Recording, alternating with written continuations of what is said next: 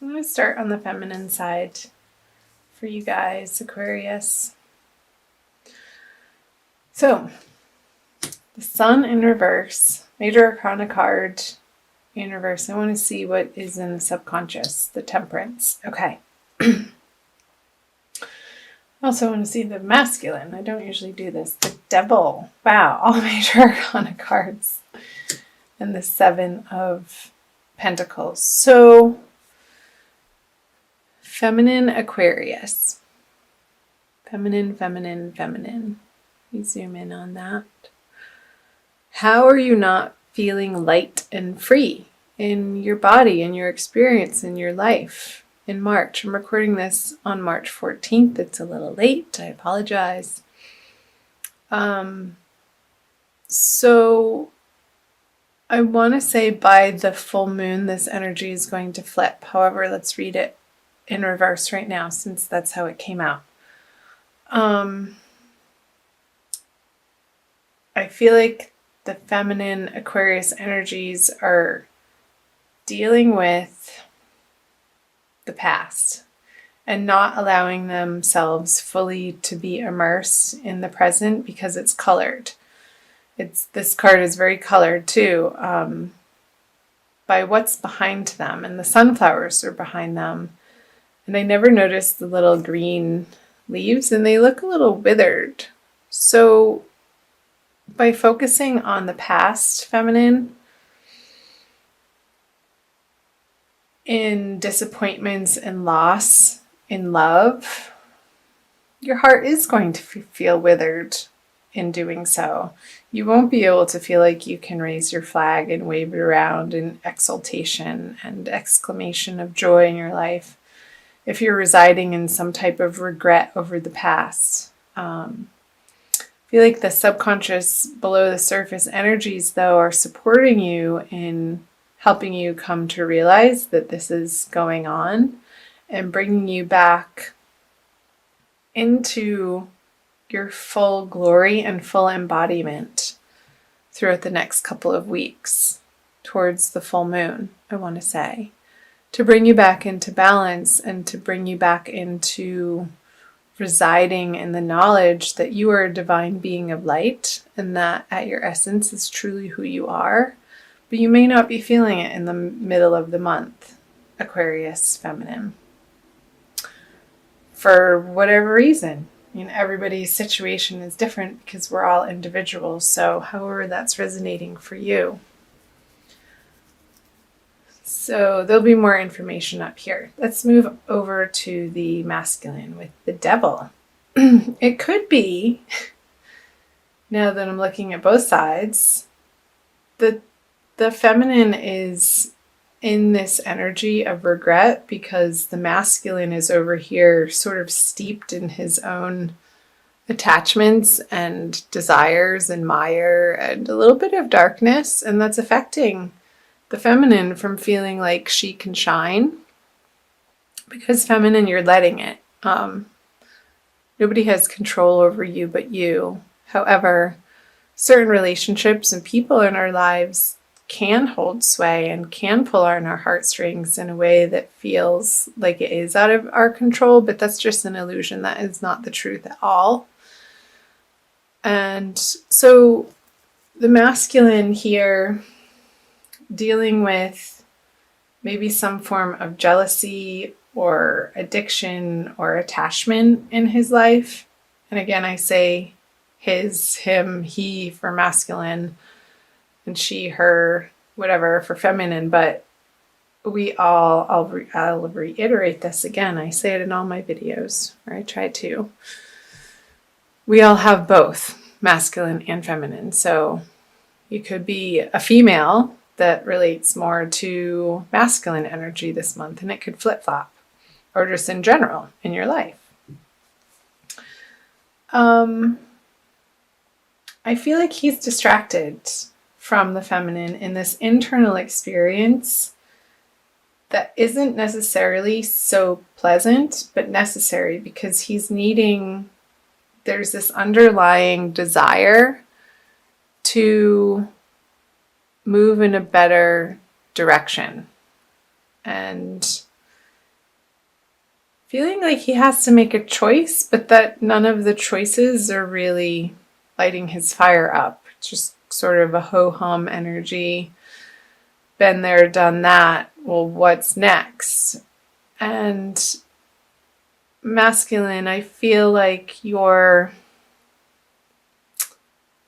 in order to move through that ho-hum energy, to step into a form of gratitude and appreciation for immediately what's in front of you, and things all of a sudden, you could be sitting in the same chair and the next breath feel like everything is completely in hypercolor when before it felt black and white.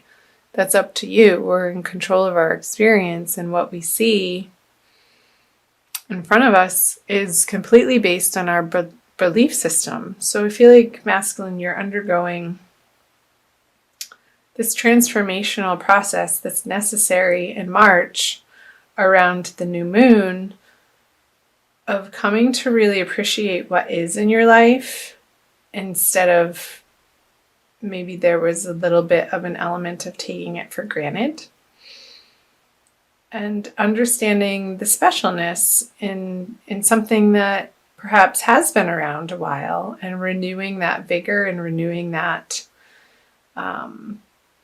passion for life in a holistic way, not in a needy way, or not in trying to fix something. And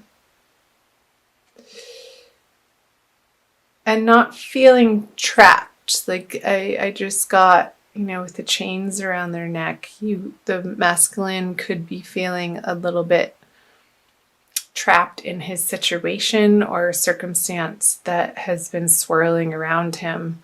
And he's trying to understand what the next best move is for the highest good of all. But he's so heavily being influenced by his belief system that needs to be illuminated, and take the time for it to be illuminated. Let's see what's in his above board conscious energies. Is the 9 of Wands in reverse. So the masculine is feeling a little weary, and that whatever is in front of him that he's presented with, he just doesn't have the muster to be able to fight for it at this time. In the outer world, and I'm wondering if it has to do with the feminine, because he's looking in her direction. I want to see what her conscious energies are. So the 6 of Wands. I feel like the feminine has her own thing going on, Aquarius, to the point where she's deciding now to move through this upside down sun energy. Like, okay, well, the masculine's over there sort of steeped in a little bit of negativity right now. And it's not permanent. It doesn't feel like a permanent energy at all, but something that he's moving through. She's going to focus on the areas of life that feel like are successful and are working, and keeping on the track of those areas of life to build the momentum so that she can feel happy in her heart, regardless of what he's doing over here, meddling through some muck. And I wonder if the masculine is looking over to her thinking, I don't feel like he's going to say this out loud, but it's more of an internal thought of, why is she so happy over there? What does she have to celebrate? But and a little bit of envy coming from him. But it's very short-lived, and then it turns into a curiosity to want to know, like, what she's up to, and how she's doing it, and how she's pulling herself up by the bootstraps, and really taking on these healthy patterns and habits and behaviors of her that ultimately act as an inspiration to him. So, curious message is, Aquarius. Let's flip over the central. Yeah, there's definitely a disconnect here between the masculine and feminine Aquarian energies in March. There's some sorrow and an effort to understand what happened and maybe what went wrong between two people. And there's a little bit of some dwelling on the spilt cups, when in reality, that's already happened. And there's a process of feeling it to heal it, Aquarius, for both of you. And the circumstance and the situation and all of the details of that, of course, are going to be particular to you in your life. So I want to say, allow this process to happen. Don't fight it. Don't try to cover it up or say that it's not there or put on a tough act or show or skin. Really let yourself feel the sorrow or the loss or the grief in the situation and honor that. Honor that that is something that you're going through right now and it's not going to last forever. I feel like the more that we allow ourselves to experience what feels like the truth for us in the moment, the less of a hold and the less of the grip that it has over anything, over even our emotional state. It shifts when we don't resist it. That's the message. Don't resist this card. Because the resistance, I feel, is pulling him, like rooting him into placing himself just solid in this direction, but not resisting it. The cape loosens a little bit and he can start twirling around and being a little bit more playful with these energies. And then, like, I understand grief. Sometimes it can be so heavy and deep that you just have to laugh almost at the ridiculousness of the experience, and there's a little bit of comic relief around it. And so taking it seriously, but also not taking yourself so seriously, Aquarius. And that's a message for both of you. So I hope that resonated for some of you. Let me know in the comments section below. I also want to pull a Rumi Oracle by Alana Fairchild for you to solidify some advice and these messages for you, Aquarius, both feminine and masculine. So again, I thank you for being here. Thanks for watching. So feel free to share these videos as you feel inspired to. You're welcome to.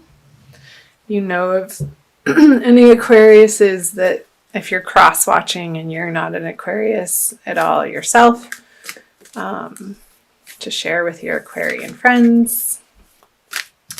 You can also find me on Facebook and Instagram. The links are below in the description box. I always fail to mention that, but as I'm shuffling, I wanted to let you know that. Arise. Yes, number 13. Such beautiful artwork. The distinction and the melding of the light and the dark, they both exist in this card. And the figure in it down here reminds me of the Five of Cups in the center of your reading, and how your guardian angels are watching over this process for you, Aquarius. So I will read to you the poem. Wings of hope languish from lack of use. When wings dissipate and weaken, life begins to lose its value. Every cell in your body is created to rise to challenges. Your life is meant to confront everything that holds you captive. Don't sit at the bottom of the well, not caring about salvation. Listen to the voice within calling to you. Reach for eminence beyond your own maturity. Rumi.